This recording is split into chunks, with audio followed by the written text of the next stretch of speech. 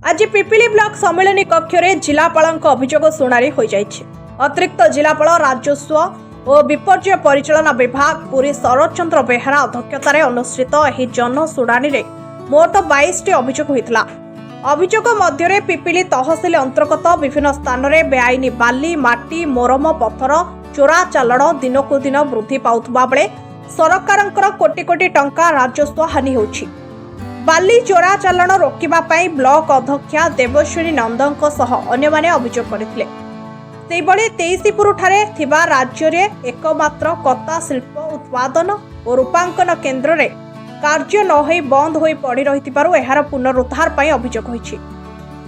Funny रे 23पुर सेवा समवाय समितिर ऑफिस गृह भांगी जाइथिबा बेले एहार निर्माण पाई 45 लाख टंका मंजूर होइतिले सुधा टेंडर न होई 3 वर्ष हेला कार्य न होई पड़ी रहिछि। सेहिपरि 7 शंख बळंगा रास्ता पूर्त विभाग अधीन रे निर्माण चालुथबा बेले ताहा अति निम्नमानर कार्य चालुथबा नै जिला परिषद सभ्य धरणीधर साहू अभियोग करथिले। अन्य अभियोग मध्य महिला महासंघ गृह निर्माण कार्य होई पारु नाही।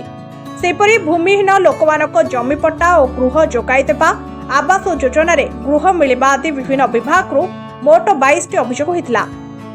एही अभियोग शुणाणी पुरी जिला अतिरिक्त एसपी सचिन पटेल, जिला स्वास्थ्य विभाग अधिकारी डॉक्टर अक्षय कुमार शतपथी, पिपिली एसटीपीओ, तहसीलदार, वीडियो प्रमुखों समेत समस्त विभाग अधिकारी उपस्थित रहिथिले।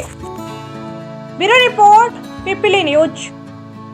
हमर जो आज पिपिली ब्लॉक रे जो जॉइंट ग्रीवेंस हियरिंग आज जो होची आज किसी लोक आसते जो माने कि घरबाड़ी वसुंधरा योजना रे पाइबा पई दरखास्त करिसंती।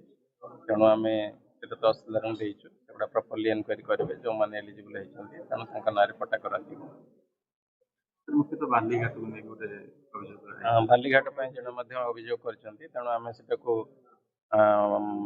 माइनिंग अफसर तथा पुलिस तहसीलदार आम गोटे जॉइंट क्रिएट करने विधिबद्ध ये डायरेक्शन देइछु यथाशीघ्र से गुड़ा केमी रोका पदक्षेप लिया।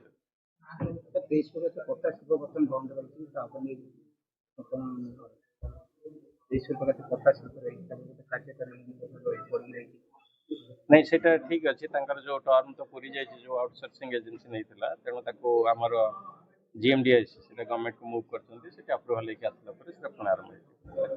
मो ना सुभाषिष रथ एक्स सरपंच। देखो आज माननीय जिलापाल पुरी अभियोग प्रकोष्ठ थिला। आमे अराउंड 300 लोक गोटे डिमांड अच्छी दाबी अच्छी कौन ना लक्ष्मीनारायणपुर पंचायत रे पीएससी उपरे आखपाखर 3-4 पंचायत लोक मैंने निर्भर कर स्वास्थ्य सेवा पर।